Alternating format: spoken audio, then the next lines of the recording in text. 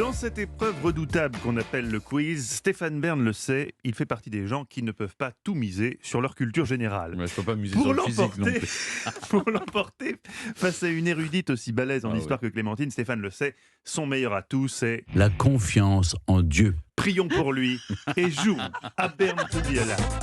Stéphane, première question. Mon fils, recueillez-vous. Je me repens d'avoir accepté de présenter une émission avec vous. Je Ayez me foi repens. en le Seigneur. De nombreux monuments sont fermés pour cause de Covid. Vivement qu'on puisse de nouveau, par exemple, revisiter l'ancien collège royal et militaire de Thiron-Gardé, sa collection d'objets historiques qui nous en disent tellement sur la vie du collège au XVIIe siècle. L'audioguide... Ça par chance, je peux moi le Vous allez voir, vous visiter. n'allez pas pour autant pouvoir répondre à la question. L'audioguide est assuré par le maître des lieux, Stéphane Oui, Bern. oui. Hein. Mais comme quand c'est ça a écrit... été inventé Comme c'était l'audioguide, non, c'est pas la question, mais c'est une bonne question qu'on pourra poser une autre fois. Mais comme c'est écrit sur le site, la maison de Stéphane Bern ne fait pas partie de la visite. Non. Il n'offre pas non plus le gîte et le couvert, comme on dit. Heureusement, car gîte et couvert, c'est la même chose. Vrai ou faux? Non. C'est-à-dire quoi, non? Non, c'est pas la même chose, le gîte et le couvert. C'est votre réponse. Oui, c'est ma réponse. Vous avez perdu. J'aime bien quand ça va vite et qu'on va directement Non, mais dans la mauvaise réponse. le mais c'est un gîte- piège, Ouais. Stéphane. Si je vous pose la question, le gîte et le Oui. couvert, évidemment, on se dit c'est des choses différentes. Il y a Oui. le gîte et le couvert. Hein. Oui. Et non, le couvert, c'est en fait le couvrant. Le couvrant, Donc absolument. le toit. Autrefois d'ailleurs on disait le vivre et le couvert pour éviter la redondance. C'est donc aujourd'hui devenu une expression redondante et mal à propos, oui. si j'ose dire. Je suis pas tout à Vous fait n'êtes pas convaincu. d'accord avec Non. ce que je dis? Non,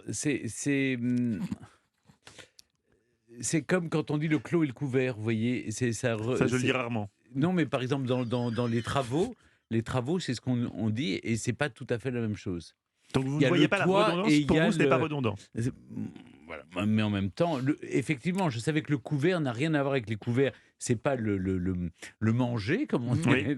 c'est pas le repas, c'est pas le gîte et le repas. C'est en revanche, enfin, on faisait une distinction entre le fait d'être sous un abri et d'être invité à y dormir. Mais vous savez que je vous adore, hein, en Non, vrai. mais- Donc si vous voulez qu'on coupe la poire en deux, je vous donne un demi-point si vous voulez. Non, Un mais demi-point, non, si. j'accepte Si. votre. J'ai commis un péché. Non, j'allais dire oui. un péché. J'ai commis une erreur. C'est pas y est. trop dur avec vous-même. Il est cuit. C'est pas tout de suite un péché, c'est juste une erreur, Stéphane. On est juste Oui. dans un quiz. Oui. Tout va bien, vous n'avez pas besoin d'aller à confesse. Alors, je vous donne un demi-point, vous êtes trop sympa. Question numéro 2. Clémentine Portier-Keltenbach. Phryné offrait des services sexuels durant la Grèce antique. Elle était très réputée dans son domaine et pratiquait des tarifs très élevés. Un jour, elle est accusée de pervertir les jeunes femmes d'Athènes. La légende veut qu'elle ait offert gratuitement ses charmes à toutes les personnes présentes dans le jury. Vrai ou faux? Non, je ne crois pas que ce soit ça. Je crois qu'elle a... Est-ce que ça n'est pas Phryné qui a servi de modèle à Phidias pour une statue sublime? Et est-ce qu'elle ne s'est pas simplement dévêtue pour montrer la beauté de son corps et à quel point il était logique qu'elle fût désirée par tous les hommes de la cité? Donc je réponds non. Vous répondez faux. Vous avez gagné. Vous avez gagné un peu par chance, puisque ce que vous m'avez expliqué n'a rien à voir avec ce que Ah je bon. vais expliquer moi. D'accord. Phryné était une célèbre hétaïre, une femme très éduquée offrant de façon ponctuelle des services sexuels. Elle a bien été accusée dans un procès. La légende dit que durant le procès, en manque d'arguments, son avocat a déchiré la chemise de Phryné. Le jury a été tellement séduit qu'elle a été Mais acquittée. cher monsieur, vous vous trompez, car je pense que Phryné a bel et bien été un modèle de Phidias et que dans ce même événement, elle a déchiré sa tunique pour montrer qu'il était normal qu'on succomba à ses charmes, me semble-t-il. Vous savez quoi, vous m'êtes sympathique aussi.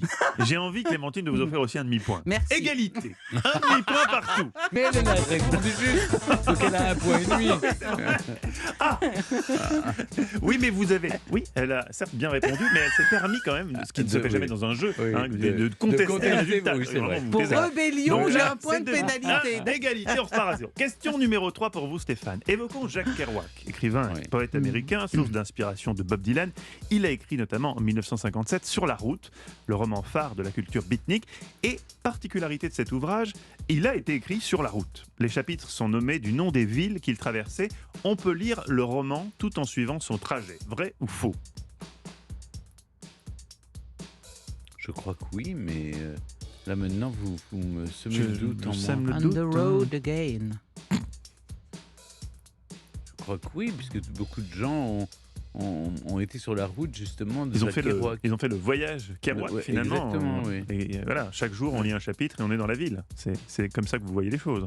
Je ne peux pas vous aider. Je vois les choses comme ça, mais maintenant, vous savez, je doute de tout.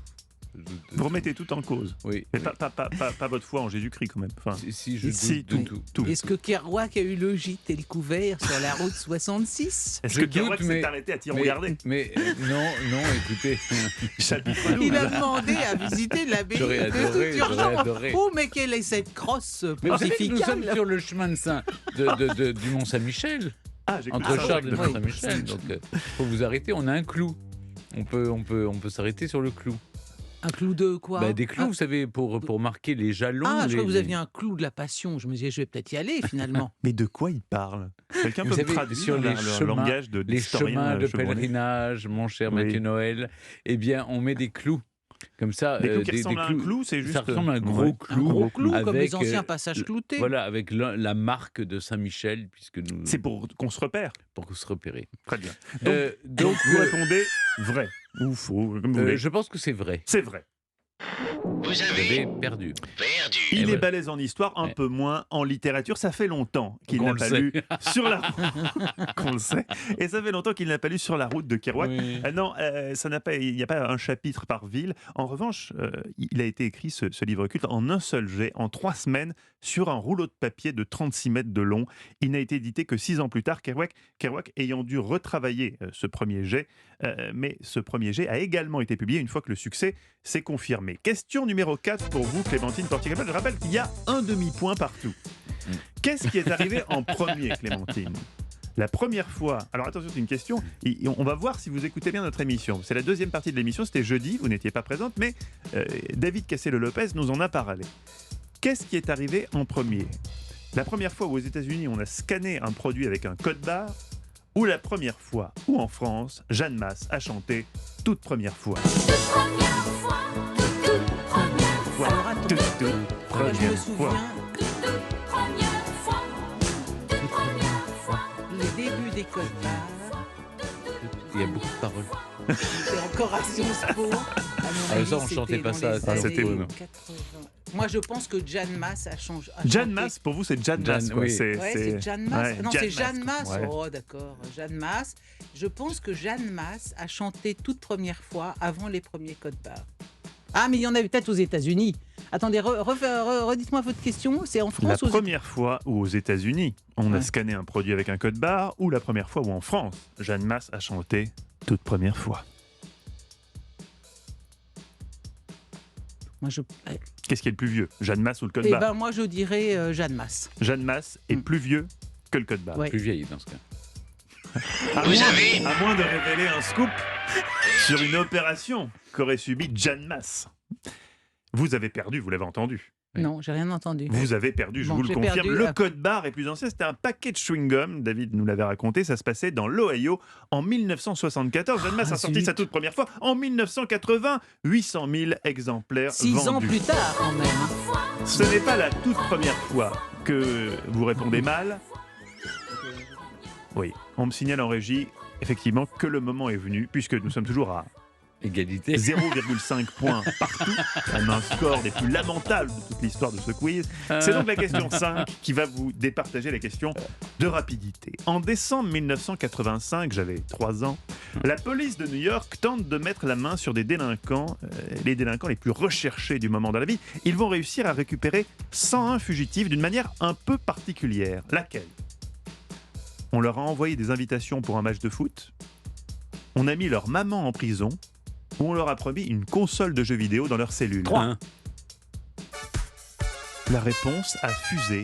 Dirait-on qu'il avait entendu parler de cette histoire? C'est une bonne réponse. Et c'est une victoire de Stéphane Bern dans le quiz.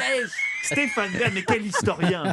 Mais vous êtes agrégé. Vous avez eu l'agrégation pour connaître tout ça. J'ai Effectivement, désagrégé là. Le- J'ai- L'opération était baptisée Operation Flagship à l'occasion de l'inauguration d'une fausse chaîne de télé sportive. Des invitations ont été envoyées pour un match de foot américain à 101 personnes qui étaient recherchées. Ils se sont présentés comme des cons, j'ai envie de dire, au stade. où des policiers déguisés en stadiers n'ont eu, une fois les identités vérifiées, qu'à les c'est mettre marrant, c'est sous très les verrous. marrant, Ils cette sont histoire. malins, c'est ricain, mais pas autant que Stéphane, qui remporte le quiz. Bravo.